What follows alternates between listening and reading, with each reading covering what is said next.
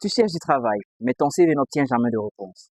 Peut-être qu'il est resté bloqué en 2015. Aujourd'hui, je vais te montrer comment créer un CV moderne, efficace et optimisé pour les recruteurs et l'intelligence artificielle. Car oui, aujourd'hui, la plupart de nos CV sont traités par des intelligences artificielles avant d'arriver dans la main de nos recruteurs. Les CV ont commencé de manière manuscrite. Les gens, ils écrivaient à la main. Ensuite, on est passé à la digitalisation. On a commencé à écrire sur les ordinateurs. Mettons-nous à la place des ressources humaines. Ils reçoivent plus de 100 CV par jour. Ils doivent les regarder. Donc, il y a des intelligences artificielles qui touchent chacun de nos CV. On appelle ça le Applicant Tracking System, ATS. Tous nos CV passent par là. Et il y a des erreurs que une fois que ce système remarque, il met notre CV à la poubelle. Les recruteurs, ils ne voient jamais nos CV. Parmi les choses à prendre en compte dans ce nouveau système qui est géré par l'IA, il y a le formatage. Un format très important qu'on va voir tout de suite. Et il y a des erreurs très communes que les gens commettent par ignorance. Alors, dans quelques minutes, on va voir comment éviter tous ces pièges pour pouvoir traverser l'étape de l'ATS et enfin arriver dans la main de vos recruteurs.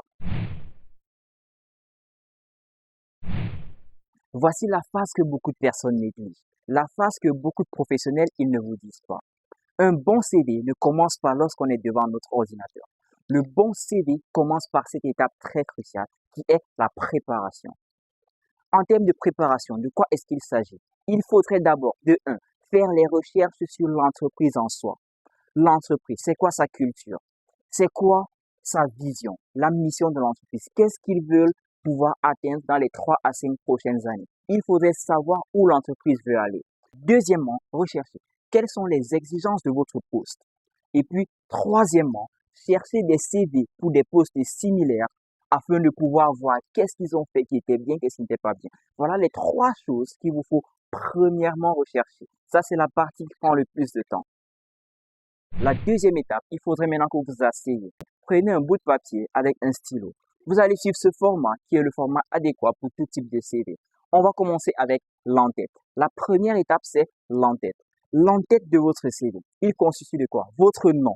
Vous mettez votre nom en gros et en gras. Si je peux conseiller, ça serait la taille 18.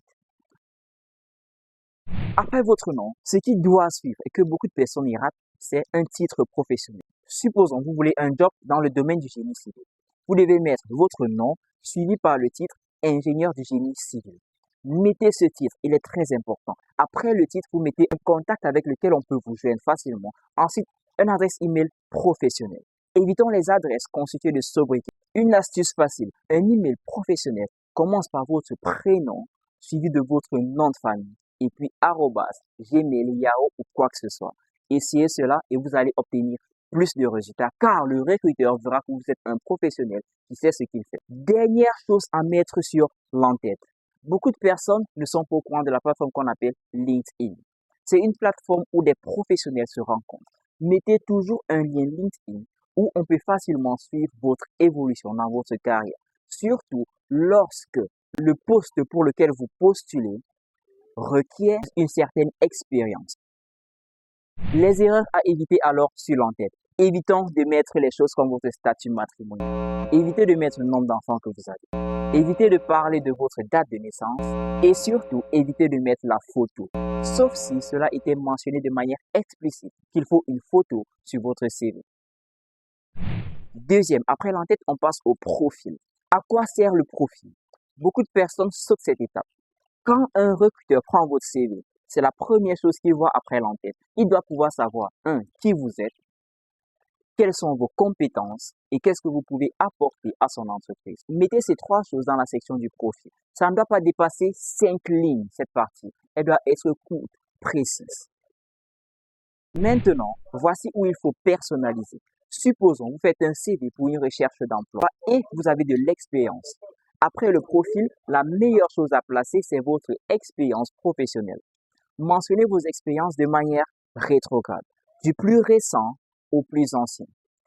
Quand vous le mentionnez, vous allez suivre ce format. Vous allez mettre votre job description, ce que vous faisiez dans cet emploi, suivi par le nom de l'employeur ou le nom de l'entreprise et le lieu où cela s'est passé.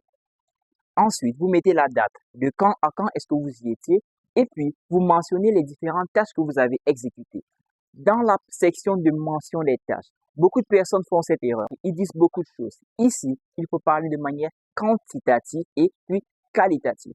Si vous avez des données, mettez des données et parlez avec ce qu'on appelle en anglais des action verbs. Parlez avec des chiffres, parlez avec de l'action. Que de dire, pendant ma période, les résultats ont augmenté. Vous devez plutôt dire, j'ai réussi à augmenter les résultats de 30 à 70% durant ma période de travail. Ça, c'est la section expérience.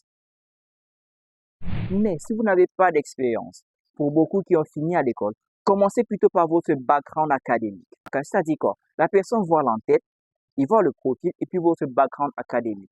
Toujours du plus récent au plus ancien. Vous mettez le nom de votre école, où l'école était située et la période. Et puis vous pouvez mettre soit les matières clés que vous avez faites ou des trucs que vous avez réalisés à l'école, des projets, des stages, les activités extracurriculaires que vous avez pu faire qui a pu rassembler les gens. Voilà les trucs qui sont importants. Mais souvenez-vous, parlez toujours en montrant de l'action. Et si possible, mettez des chiffres et des données. Parfois, on dépose des CV parce qu'on veut faire du volontariat. Si vous voulez faire du volontariat, vous n'êtes pas obligé de commencer par expérience professionnelle. Commencez par votre expérience en volontariat. Montrez les différents endroits où vous avez fait du volontariat dans le même ordre d'idées. Nous allons suivre le cas de quelqu'un qui cherche du travail et qui a de l'expérience. Il a parlé de son expérience professionnelle. Il peut donc faire cela suivre de son parcours académique, comme nous l'avons déjà précisé. La prochaine étape, c'est ce qu'on appelle les compétences. Il faut mentionner vos compétences clés. Ici, vos compétences doivent matcher avec les exigences de votre poste. Allez sur votre poste. Nous sommes à l'ère de l'IA.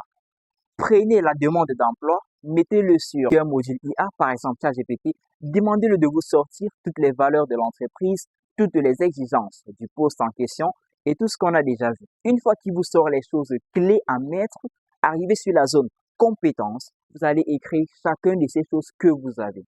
OK?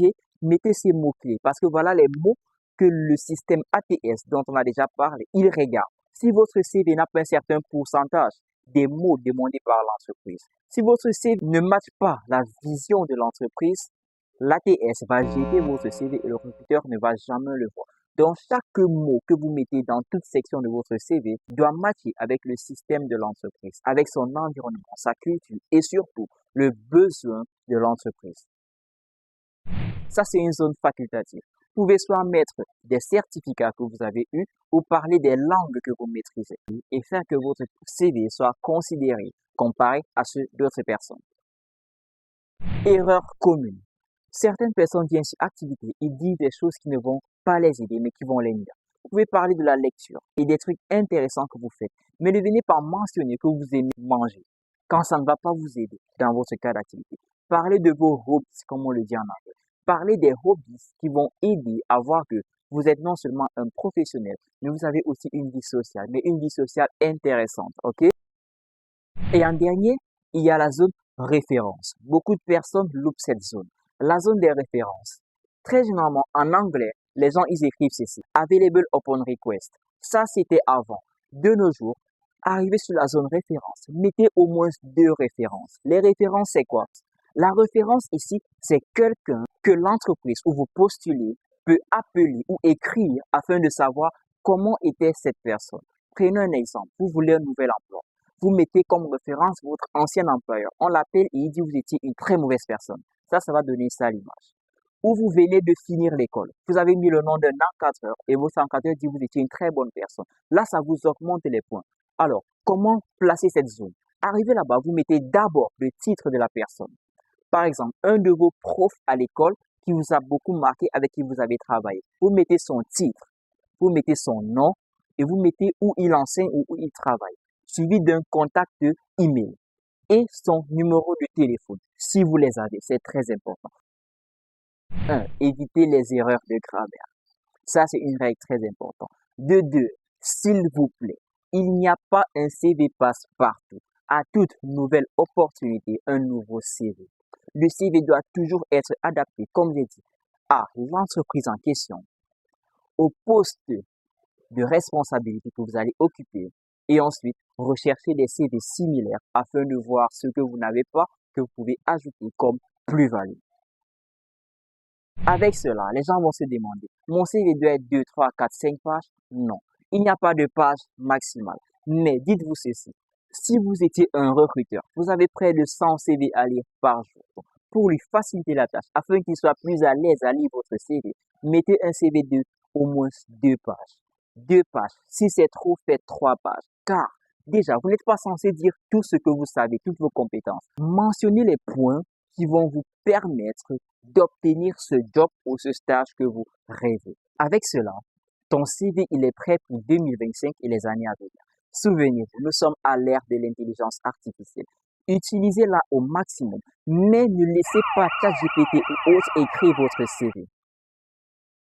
Avant de terminer cette vidéo, il y a une astuce que beaucoup de professionnels ils vous cachent. Une fois que l'intelligence artificielle vous a dit quels sont les mots-clés à utiliser, quelle est la culture de l'entreprise, quels sont leurs besoins, quelle est leur vision, mettez ces mots-clés le plus possible dans votre CV.